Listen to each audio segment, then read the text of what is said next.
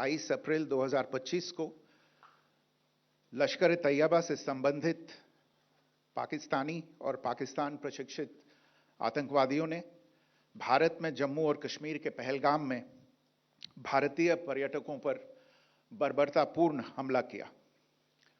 25 भारतीयों और एक नेपाली नागरिक को कायरतापूर्ण मौत के घाट उतार दिया गया। मुंबई के 26 नवंबर 2008 के हमलों के बाद यह भारत में हुई किसी आतंकवादी हमले में मारे गए आम नागरिकों की संख्या की दृष्टि से सबसे गंभीर घटना है। पहलगाम का हमला अत्यधिक बर्बरतापूर्ण था, जिसमें वहां मौजूद लोगों को करीब से और उनके परिवारों के सामने सिर पर गोली मारी गई। हत्या के इस तरीके से परिवार के सदस्यों को जानबूझकर आघात पहुंचाया गया। साथ ही उन्हें यह नसीहत भी दी गई कि वे वापस जाकर इस संदेश को पहुंचा दें। यह हमला स्पष्ट रूप से जम्मू और कश्मीर में बहाल हो रही सामान्य स्थिति को बाधित करने के उद्देश्य से किया गया था। चूंकि पर्यटन फिर से अर्थव्यवस्था का मुख्य आधार बन रहा था, इस हमले का मुख्य उद्देश्य इसे प्रतिकूल रूप से प्रभावित करना था। पिछले वर्ष आप सभी जानते हैं 2.25 करोड़ से अधिक पर्यटक कश्मीर आए थे। इस हमले का मुख्य उद्देश्य इसलिए संभवतः यह था कि इस संघ राज्य क्षेत्र में विकास और प्रगति को नुकसान पहुंचाकर इसे पिछड़ा बनाए रखा जाए और पाकिस्तान से लगातार होने वाले सीमा पार आतंकवाद के लिए उपजाऊ जमीन बनाने में सहायता की जाए। हमले का यह तरीका जम्मू और कश्मीर और शेष राष्ट्र दोनों में सांप्रदायिक दंगे भड़काने के उद्देश्य से भी प्रेरित था। इसका श्रेय सरकार और भारत के सभी नागरिकों को दिया जाना चाहिए कि इन प्रयासों को विफल कर दिया गया। एक समूह ने खुद को रेजिस्टेंस फ्रंट टीआरएफ कहते हुए इस हमले की जिम्मेदारी ली है। यह समूह संयुक्त राष्ट्र द्वारा प्रतिबंधित पाकिस्तानी आतंकवादी समूह लश्कर तैयबा से जुड़ा हुआ है। यह उल्लेखनीय है कि भारत ने मई और नवंबर 2024 में संयुक्त राष्ट्र की 1267 कमेटी की सैंक्शंस मॉनिटरिंग टीम को अर्धवार्षिक रिपोर्ट प्रस्तुत की थी, जिसमें टीआरएफ के बारे में साफ इनपुट दिए गए थे। इससे पाकिस्तान स्थित आतंकवादी समूहों के लिए कवर के रूप में टीआरएफ की भूमिका सामने आई थी। इससे पहले भी दिसंबर 2023 में भारत ने इस टीम को लश्कर तैयबा और जैश-ए मोहम्मद के बारे में सूचित किया था, जो टीआरएफ जैसे छोटे आतंकवादी समूहों के माध्यम से अपनी गतिविधियों को संचालित कर रहे हैं। इस संबंध में 25 अप्रैल को यूएन सिक्योरिटी काउंसिल प्रेस वक्तव्य में टीआरएफ के संदर्भ को हटाने के लिए पाकिस्तान के दबाव पर भी ध्यान दिया जाना चाहिए। पहलगाम आतंकवादी हमले की जांच से पाकिस्तान के साथ आतंकवादियों के संपर्क उजागर हुए हैं। रेजिस्टेंस फ्रंट द्वारा किए गए दावे और लश्कर तैयबा से ज्ञात सोशल मीडिया हैंडल द्वारा इसको रीपोस्ट किया जाना इसकी पुष्टि करता है। चश्मदीद गवाहों और विभिन्न जांच एजेंसियों को उपलब्ध अन्य सूचनाओं के आधार पर हमलावरों की पहचान भी हुई है। हमारी इंटेलिजेंस ने इस टीम के योजनाकारों और उनके समर्थकों की जानकारी जुटाई है। इस हमले की रूपरेखा भारत में सीमा पार आतंकवाद को अंजाम देने के पाकिस्तान के लंबे ट्रैक रिकॉर्ड से भी जुड़ी हुई है, जिसके लिखित और स्पष्ट दस्तावेज उपलब्ध हैं। पाकिस्तान दुनिया भर में आतंकवादियों के लिए एक शरण स्थल के रूप में पहचान बना चुका है। यहां अंतर्राष्ट्रीय स्तर पर प्रतिबंधित आतंकवादी सजा पाने से बचे रहते हैं। इसके अलावा पाकिस्तान ने इस मुद्दे पर विश्व और फाइनेंशियल एक्शन टास्क फोर्स जैसे अंतर्राष्ट्रीय मंचों को जानबूझकर गुमराह करने के लिए भी जाना जाता है। साजिद मीर का मामला, जिसमें इस आतंकवादी को पाकिस्तान ने मृत घोषित कर दिया था और फिर अंतर्राष्ट्रीय दबाव के परिणाम स्वरूप वो जीवित पाया गया, इसका सबसे स्पष्ट उदाहरण है। यह स्वाभाविक है कि पहलगाम में हुए इस हमले से जम्मू और कश्मीर के साथ साथ भारत के अन्य भागों में भी आक्रोश देखा गया। हमलों के बाद भारत सरकार ने स्वाभाविक रूप से पाकिस्तान के साथ संबंधों को लेकर कुछ कदम उठाए। आप सभी उन निर्णयों से अवगत हैं जिसकी घोषणा 23 अप्रैल को की गई थी। तथापि यह आवश्यक समझा गया कि 22 अप्रैल के हमले के अपराधियों और उनके योजनाकारों को न्याय के कटघरे में लाया जाए। हमलों के एक पखवाड़े के बाद भी पाकिस्तान द्वारा अपने क्षेत्र या अपने नियंत्रण वाले क्षेत्रों में आतंकवादियों की इंफ्रास्ट्रक्चर के विरुद्ध कार्रवाई करने के लिए कोई स्पष्ट कदम नहीं उठाया गया है। उल्टे वो इनकार करने और आरोप लगाने में ही लिप्त रहा है। पाकिस्तान आधारित आतंकवादी मॉड्यूल्स पर हमारी खुफिया निगरानी ने संकेत दिया है कि भारत के विरुद्ध आगे भी हमले हो सकते हैं। अतः इनको रोकना और इनसे निपटना दोनों को बेहद आवश्यक समझा गया। आज सुबह, जैसा कि आपको ज्ञात होगा, भारत ने इस तरह के सीमा पार हमलों का जवाब देने और उन्हें रोकने तथा उनका प्रतिरोध करने के अपने अधिकार का प्रयोग किया है। यह कार्यवाही नपीतुली, नॉन एस्केलेटरी, आनुपातिक और जिम्मेदारीपूर्ण है। यह आतंकवाद की इंफ्रास्ट्रक्चर को समाप्त करने और भारत में भेजे जाने वाले संभावित आतंकवादियों को अक्षम बनाने पर केंद्रित है। आपको यह भी स्मरण होगा कि 25 अप्रैल 2025 को संयुक्त राष्ट्र सुरक्षा परिषद ने पहलगाम आतंकवादी हमले पर एक प्रेस वक्तव्य जारी किया था, जिसमें आतंकवाद के इस निंदनीय कार्य के अपराधियों, आयोजकों, फाइनेंसरों और प्रायोजकों को जवाबदेह ठहराने और उन्हें न्याय के दायरे में लाने की आवश्यकता पर जोर दिया गया था। भारत की आज की इस कार्रवाई को इसी संदर्भ में देखा जाना चाहिए। Good morning. Thank you all for joining this briefing. As you are all aware, on April 22, 2025, Pakistani and Pakistan-trained terrorists belonging to the Lashkar-e-Taiba carried out a savage attack on Indian tourists at Pahalgam in Jammu and Kashmir in India. They murdered 26 people, including one national of Nepal, causing the largest number of civilian casualties in a terrorist attack in India since the 26 November 2008 attacks in Mumbai. The attack in Pahalgam was marked by extreme barbarity, with the victims mostly killed with headshots from close range and in front of their families. Family members were deliberately traumatized through the manner of the killing, accompanied by the exhortation that they should take back the message. The attack was clearly driven by the objective of undermining the normalcy returning to Jammu and Kashmir. In particular, it was designed to impact the mainstay of the economy, tourism, with a record 23 million tourists visiting the valley last year. The calculation, presumably, was that harming growth and development in the Union Territory would help keep it backward and create fertile ground for continued cross-border terrorism from Pakistan.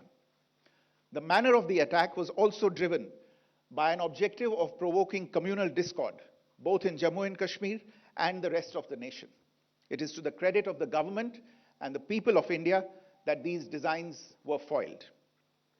A group calling itself the Resistance Front has claimed responsibility for the attack.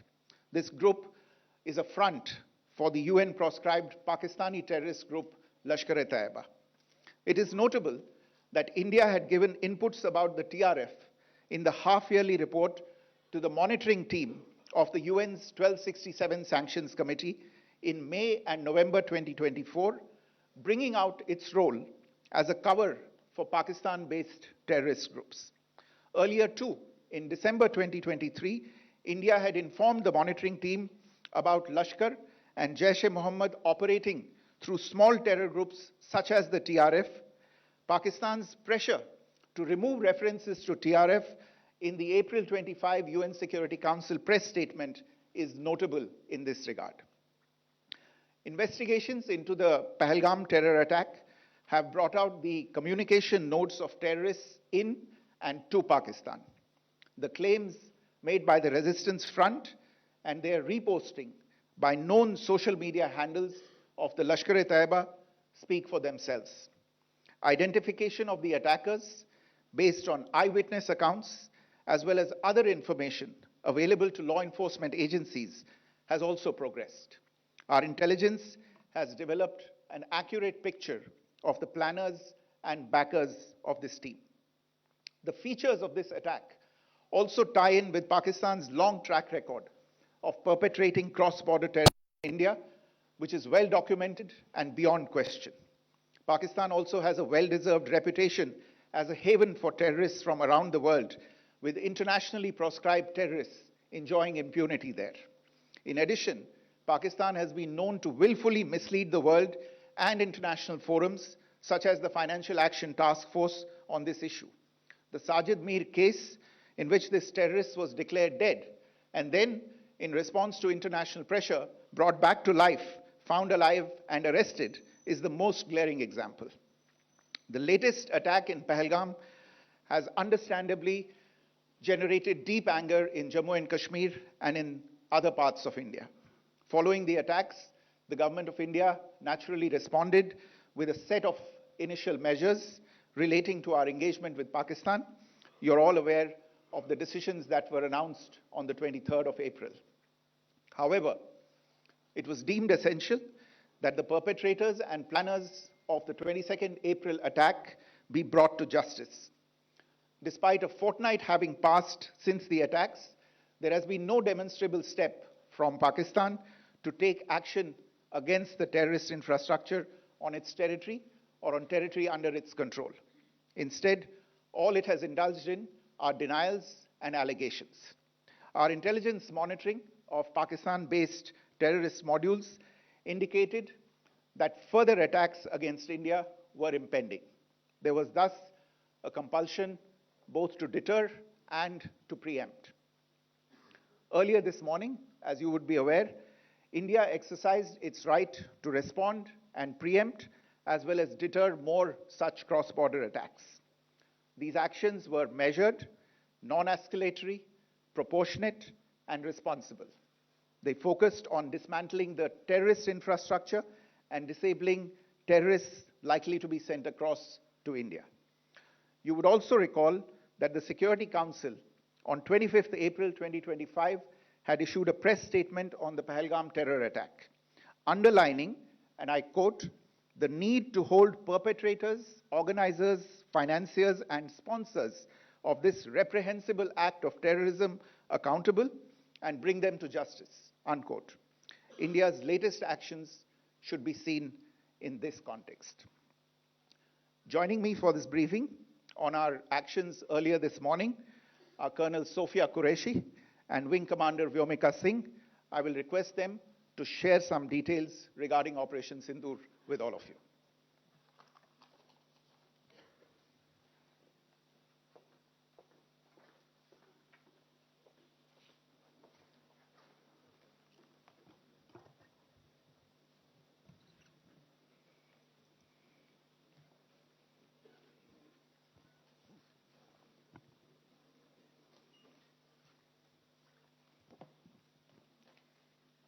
सुप्रभात देवियों और सज्जनों, मैं colonel Sophia Qureshi और मेरे साथ wing commander Vyomika Singh आज आपको 6 से 7 मई 2025 की रात 1:05 से 1:30 बजे के बीच भारतीय सशस्त्र बलों द्वारा अंजाम दिए गए ऑपरेशन सिंदूर के बारे में जानकारी देंगे।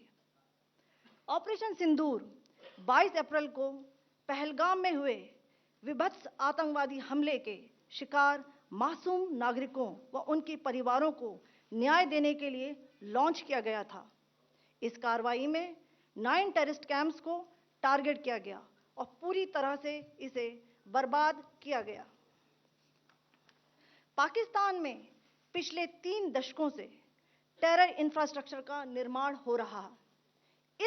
इसमें recruitment, indoctrination centres, training areas launch pad शामिल थे, जो पाकिस्तान और पाक अधिकृत जम्मू कश्मीर, POJK दोनों में फैले हैं।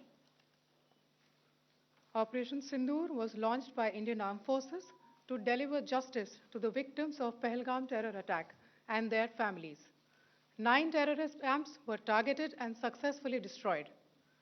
Over the last 3 decades, Pakistan has systematically built terror infrastructure. It is a complex web of recruitment and indoctrination centers, training areas for initial and refresher courses, and launch pads for handlers. These camps are located both in Pakistan as well as Pakistan-occupied Jammu and Kashmir areas. Some of the well-known training camps are located, as you can see on the screen. They are distributed from Savai Nala in the north, counting to approximately 21, ending at Bhagalpur to the south. इन लक्ष्यों का चयन विश्वसनीय intelligence सूचनाओं के आधार पर हुआ ताकि आतंक गतिविधियों की रीढ़ तोड़ी जा सके और यह खास ध्यान दिया गया कि निर्दोष नागरिकों और सिविलियन इंस्टॉलेशन को नुकसान न पहुंचे। The selection of these targets for Operation Sindoor was based on credible intelligence inputs and role of these facilities in perpetrating the terror activities.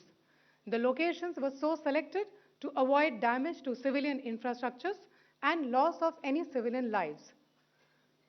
This was done with due diligence, and the camps selected for targeting and their engagement will now be shown to you one by one. POJK के target मैं आपको बताना चाहूंगी। सबसे पहले सवाई नाला camp Muzaffarabad, जो कि POJK के लाइन ऑफ कंट्रोल से 30 किलोमीटर दूर है। यह एक लश्कर तौयबा का ट्रेनिंग सेंटर था।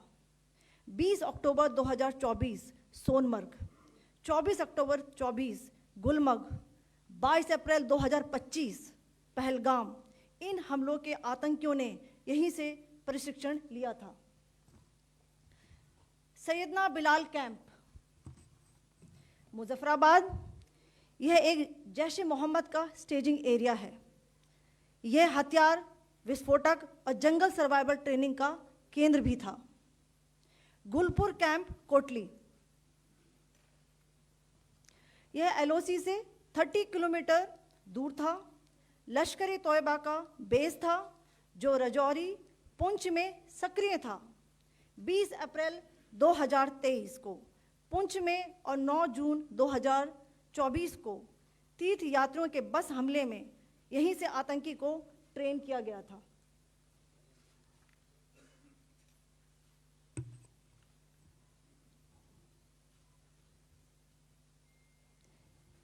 बरनाला कैंप बिंबर, ये LOC से 9 किलोमीटर दूर है। यहाँ पर हथियार, हैंडलिंग, IED व जंगल सर्वाइवल का प्रशिक्षण केंद्र था। अब्बास कैंप कोटली,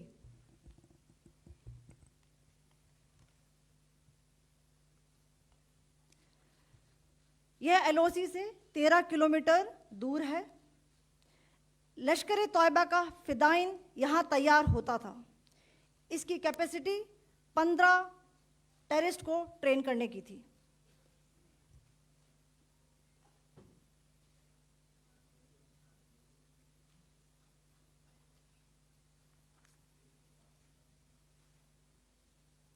अब मैं पाकिस्तान के अंदर के टारगेट से अवगत कराना चाहूंगी।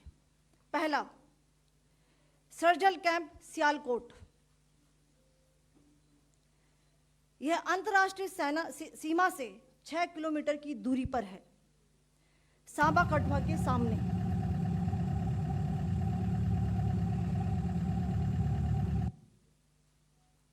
मार्च 2025 में जम्मू एंड कश्मीर पुलिस के 4 जवानों को की जो हत्या की गई थी, उन आतंकवादियों को इसी जगह पर ट्रेन किया गया था।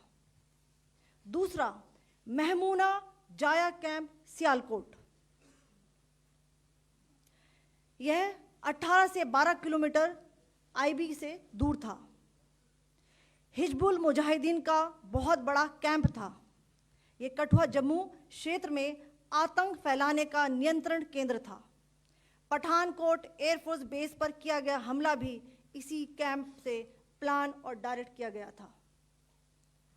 मरकज ताइबा मुरीद के, यह आईबी से 18 से 25 किलोमीटर दूरी पर है। 2008 के मुंबई हमले के आतंकी भी यहीं से प्रशिक्षित हुए थे। अजमल कसब व डेविड हेडली भी यहां ट्रेन हुए थे।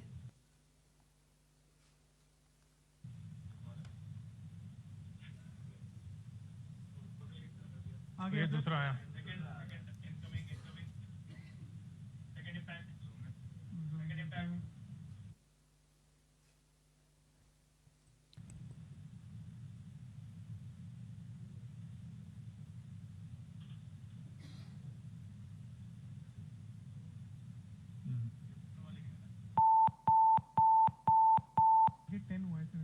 टारगेट 10 हुआ, एंक्लोजर सेम ही है।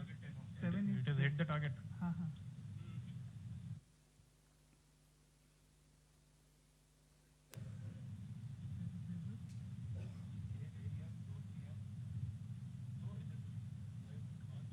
आ गया sir, impact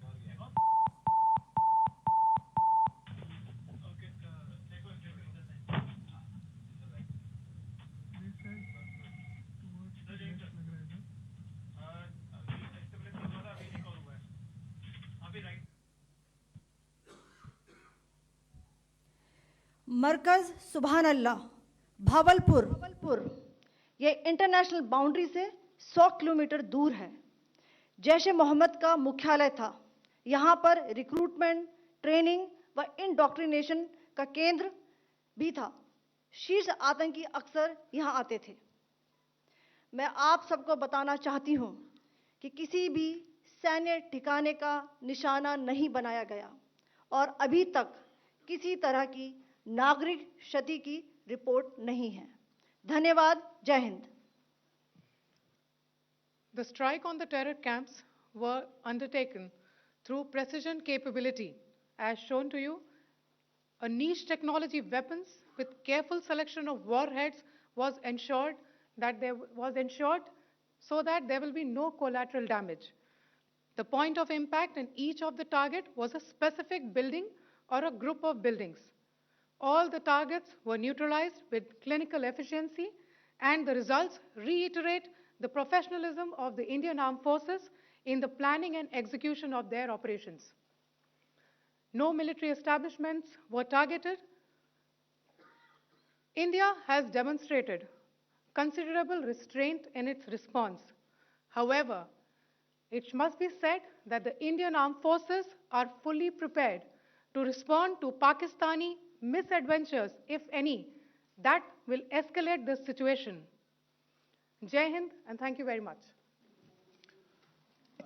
Ladies and gentlemen, friends in the media, I ask your indulgence today in view of the fact that this is still an evolving situation. We will therefore not be able to take questions and answers today, but we will come back for more updates and more briefings shortly. Thank you all very much for joining us this morning. Thank you. Jai Hind.